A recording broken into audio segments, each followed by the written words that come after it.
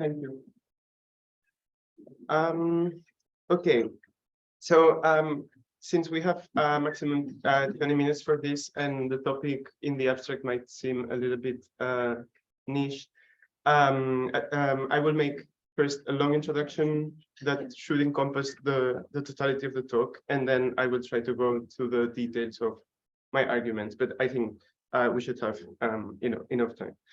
So in this paper, which is titled "What if socially disruptive technologies aren't but reinforcements of entrenched discourses on the relationship between reinforcement and disruption?" So in this paper, I offer a critique to Jeroen Hofstede's theory of technosocial disruption.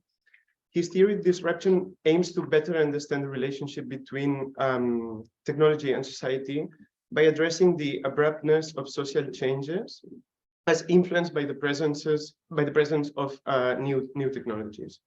So disruption has been generally understood in the scholarly debate as the unsettling or the destabilization of entrenched social norms and practices when a technology interacts with a social context.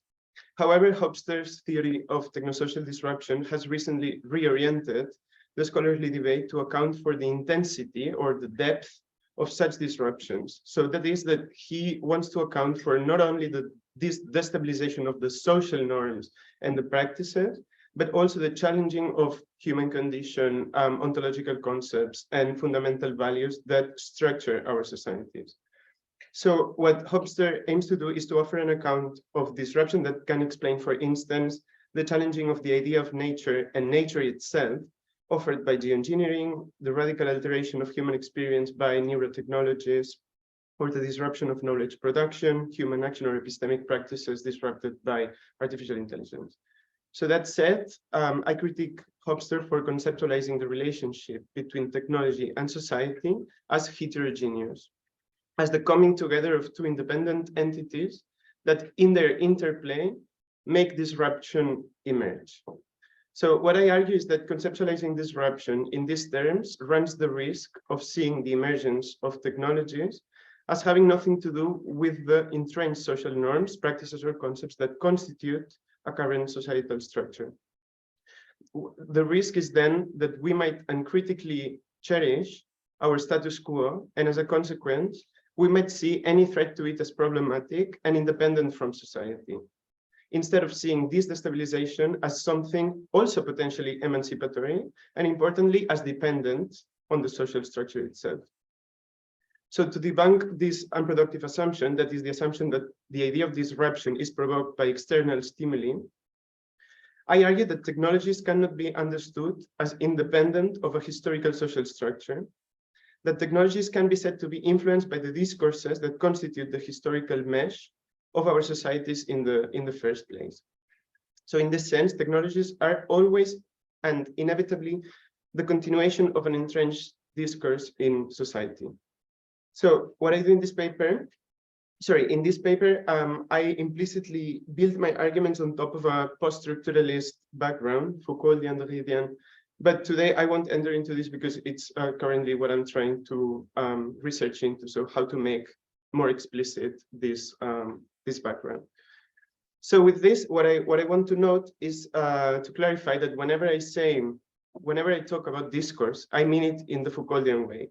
So as a network of unconsciously inherited ideas, beliefs, dispositions, and practices that conditions the way knowledge and meaning are produced, and in particular in contingent historical contexts, thereby shaping and mediating how we experience the world.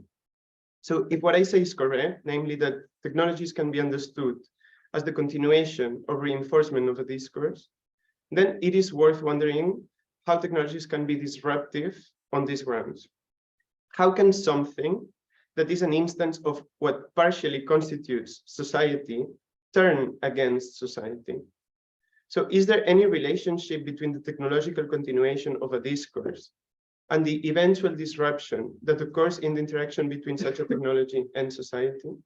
Is there an element in either the discourse itself or in its technological reinforcement that provokes this disruption? So these are the types of questions that my paper addresses. So the rest of my presentation will have two parts. So in the first part, I explain what socially disruptive technologies are. I break down the main characteristics of Hofstede's characterization of technosocial disruption. I offer my critique to it, and I attempt to justify why technologies can be understood as a continuation of entrenched discourses. And then in the second part, what I do is offer a tentative characterization of the relationship between reinforcement and disruption by interpreting Eric Katz's analysis of geoengineering, interpreting in his analysis, this one from Eric Katz, two elements that might indicate a certain relationship of causality. So then, what are socially disruptive technologies? Hofstede defines them as those technologies which have an active and significant role in the dynamics of technosocial disruption. But then, what is technosocial disruption? So for Hofstede, it is again any significant change in society that is caused by the interwoven dynamics that result out of an interaction between technology and society. So now let us briefly point out some important characteristics of this understanding. The first one is that technosocial disruption should align with the colloquial understanding of disruption, according to which disruption does not come from within the system, but is forced upon it. The second characteristic is that technosocial disruption occurs in the interaction between technology and society, and it is not inherent to technology. The third characteristic is that technosocial disruption is indissociable from context, because technologies can be disruptive in some particular contexts, but not in others, in which existing practices might be fostered or sustained.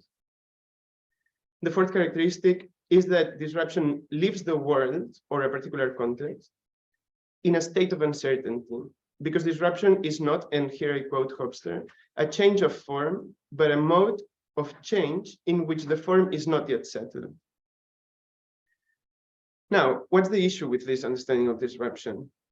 As I see it, the assumption that technologies and society are completely independent in nature is problematic. So when Hofstede writes that disruption occurs in the interplay between society and technology, he is necessarily assuming that there is a moment where this interplay is suspended. And where are we to find technologies that are not affecting and affected by a social structure? So conceptualizing the dynamics of technosocial disruption as heterogeneous, as a heterogeneous encounter, is then problematic, because arguing that neither technology nor society are inherently disruptive, and that disruption arises out of their interplay, implies that society is susceptible of suffering an attack when mixed with a technology due to a certain incompatibility between the two. So it seems to me that this hallows or sanctifies society, as if technology would not have emerged out of society's entrenched social norms, values, and concepts. So here, what I think is that we face a binary and hierarchical position in the relationship between society and technology. On the one hand, society is seen as a pure and uncontaminated entity, and technology, on the other hand, is seen as an externality which comes either to serve the purposes of society or to negatively impact upon it. However, it seems that the emergence of a technology requires a certain continuation of the current norms, practices, values, or concepts that structure the current social order. Then this asymmetrical clear-cut distinction between society and technology runs the risk of blindly cherishing the current status quo, as I said before, and consequently neglects the ambivalence of all technology, not in different contexts, not as behaving differently depending on the context, but in having an ambivalence in every context. So I then claim the opposite, that disruptive change cannot be forced upon the system by external stimuli, because technologies are in turn motivated by discourses that constitute a particular societal context. So therefore, technosocial disruption occurs from within the social context. So now let us briefly see how we can understand technologies as continuations of these discourses. So given that discourses are unconsciously inherited in our exposure to experience through upbringing, education, and other processes of practices of subjection.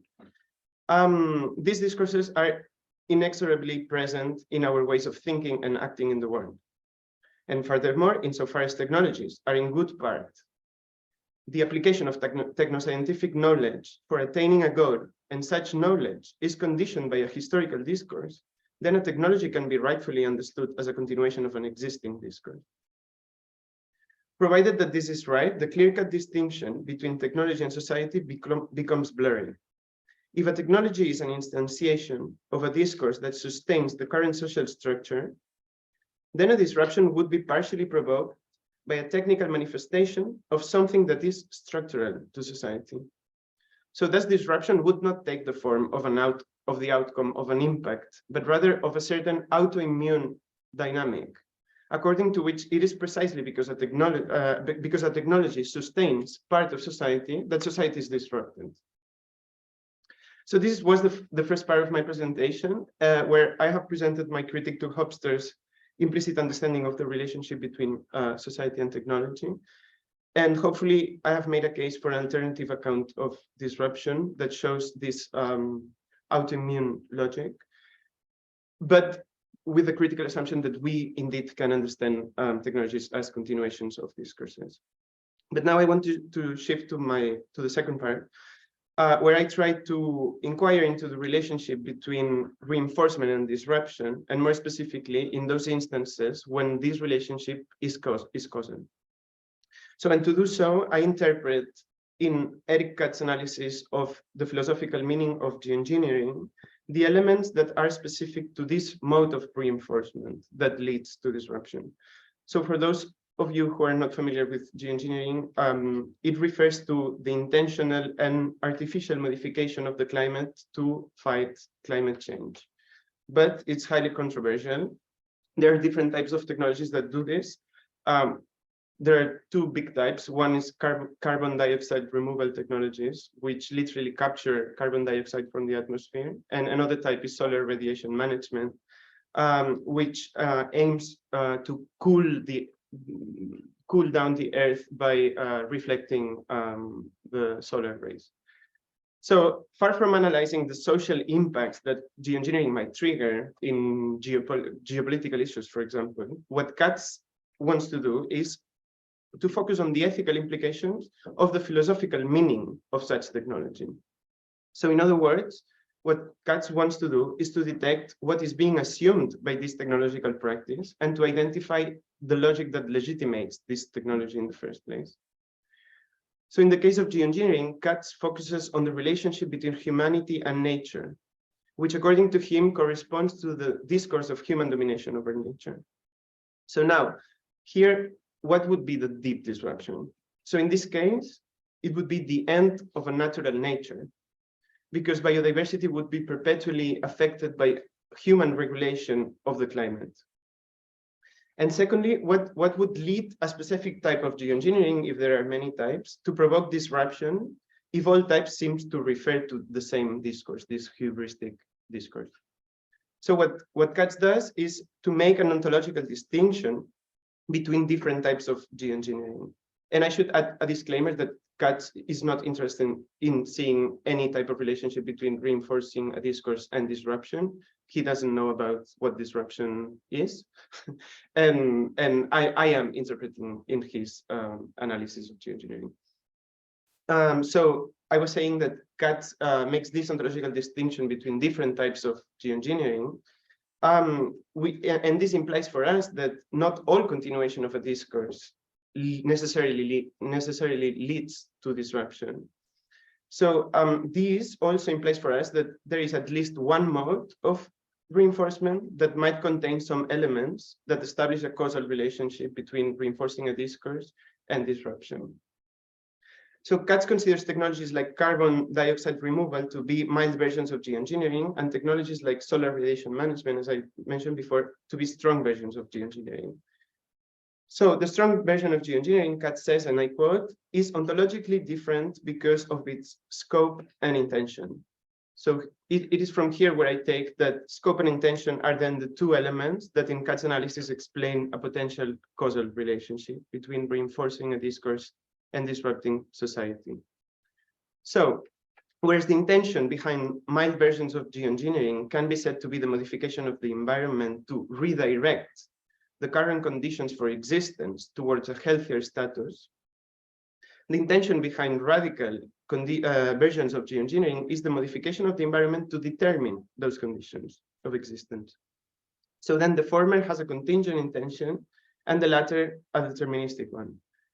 And regarding scope, mild versions of geoengineering affect the environment locally and would require collective and international action to make big changes, so to fight climate change.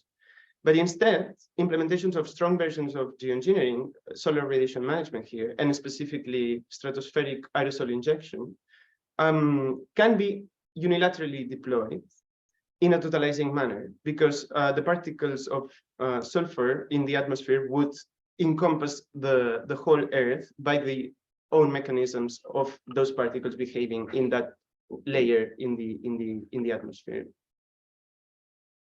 So the causal relation between reinforcement of a discourse and technosocial disruption might then occur when such a reinforcement is carried out technologically with a deterministic aim and a totalizing scope. And this is the first suggestion for the characterization of the relationship that I gave.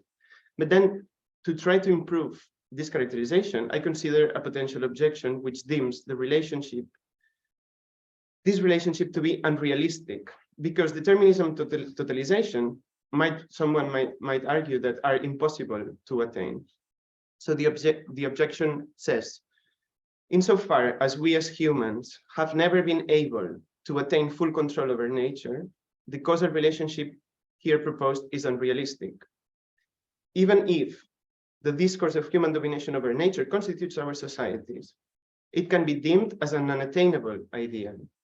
This is because in all aspects of life, there are multiple factors that escape from our control and avoid our absolute predetermination of the future. Randomness and unexpected events make history possible and prevent us from totally controlling the world we inhabit.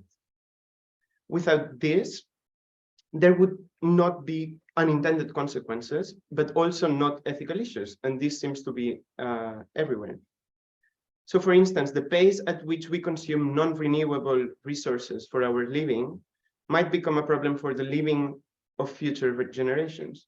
So if all this is true, then such a relationship would never really take place, because the determinist intention and the absolutist scope would never be accomplished. So then the reply could go as follows, acknowledging first that this seems to be a strong objection, and acknowledging secondly that the idea that such discourse is unattainable seems to be right. But however, the disruption might precisely come from the impossibility of this discourse to attain its goal or to self-realize. So the fact that this ideal of determination and of aiming to a totalizing scope can never be accomplished does not exclude the idea that disruption can be caused by a concrete technological reinforcement of this discourse.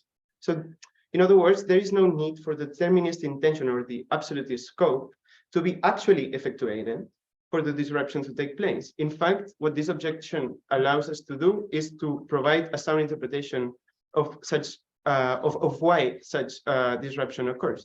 And it might be that it is precisely because those two conditions seem impossible to attain their goals that disruption is triggered. So thus it can be said that the specific mode of dominating nature in radical instances of social radiation management is disruptive precisely because they fall under the illusion of achieving their goals. So then, by way of conclusion, I just want to recapitulate the main claims of what I've argued so far. First, that Hofstede's account of technosocial disruption is grounded on a problematic understanding of technology, that is, as something that is inherently independent of society. Second, that this assumption leads Hofstede to conceptualize technosocial disruption in terms of impact, which necessarily arise out of a heterogeneous interplay between technology and society.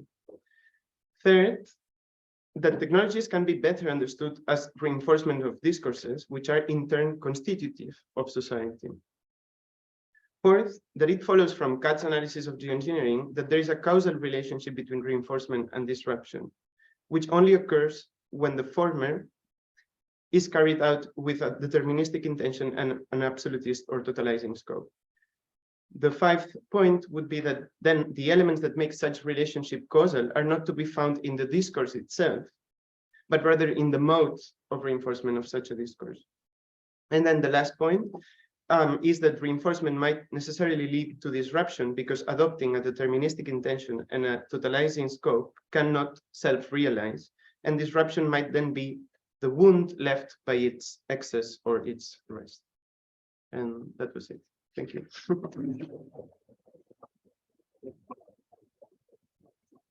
Thanks much, Victor. Are there any questions, points of discussion, issues that one might want to raise? Please go ahead. Well, first of all, thank you. I'll have to say that I'm not at all at home in this kind of philosophy. I probably this terminology, but I'll just do my best to make clear what I mean. This idea, the idea that you started with, that I think it's Yudin also, that he seems to conceive of technology as somehow external to society, or external to society. Actually, it seems to me that surely he would admit that if you say, well, of course, technology is the way that it is because of the way that society is, it's an expression of the society, or it's determined by the discourse, maybe you could say. Surely he would agree with that, like it's not some free floating alien entity technology. So it doesn't seem to me that he means that technology is external in that sense, that it's completely independent. So what then is kind of the more nuanced upshot of your claim that technology is not external to society? Because I feel like maybe he would just agree with you that it's not so much a disagreement, only you're pointing out that maybe he should make a little more clear what he means by external, because it seems plausible to me that technology is in some sense external. Maybe you should say something like, this technology is external to this context because it's determined to be such and such ways by parts of the discourse that are actually normally not probably so efficacious in this context or whatever. Yeah, thanks for the question. Yeah, I also think that he might agree with a lot of points of what I say, but his way of argumenting does not, I think, not show that, because when he speaks about interplays of society and technology, either he has to be more explicit about which type of context he's talking about, because what I think he presumes, it's not that the demiurge would create technology or a god, like, but then if, for example, a scientist develops a technology, that scientist, we can say, is part of the same society that that we live in. So then we might be sharing certain broad values that shape the current status of affairs. So then how come, I think what he cannot explain is that if that technology is influenced by the values of the scientist, which are not the scientific values, so even broader, so cultural or historical, conceptual structures that are inherited by us, in that sense, the broader notion of discourse in Foucault, for example. So then if we could go that deep to trace what's happening in the technology, then what I think Hofstede cannot explain is that disruption is not an impact, is not the outcome of an impact, because that entails that technology has a value that this society does not. And then they conflict, and then there's a problem emerging. But if we say that they might share the same values, and that therefore, and that nevertheless, when they are brought together, this happens, maybe it might be because we are continuing the values, and obviously in creating this new technology, there's like a point of novelty added to a certain evolution and this happens unconsciously. Like we cannot say I'm going to put this value in here, or maybe if we really concretize what is a particular value, but it seems that we do it naturally. So then we could give this explanation that there is this dynamic of turning against itself that causes disruption. And what I aim by saying this is to raise a critical standpoint towards philosophy of technology, that we can revisit what are the values structuring our society, rather than saying, oh, this technology is dangerous, which in many cases they are, but also because they have not been created from something external to it. Like they might share the problematic values that we also hold. So then if we see ourselves as detached from that, yeah, then we never have any problem, and the technology will always be the bad one in the interplay. So that's what I'm trying to think. But also, so yeah, to sum up, we can say that my understanding of technology could provide a more nuanced way, in the sense that I would shift away from techno-optimisms and shift away also from techno-pessimisms. And I see Hofstede maybe falling into a certain techno-optimism only. Sorry, sometimes pessimism, in the sense that any attack would be dangerous. All right. Any other questions? So how would this work for ChatGPT? So that is a disruptive technology for academic environments. Yeah. Student papers, for instance. Well, that's a whole.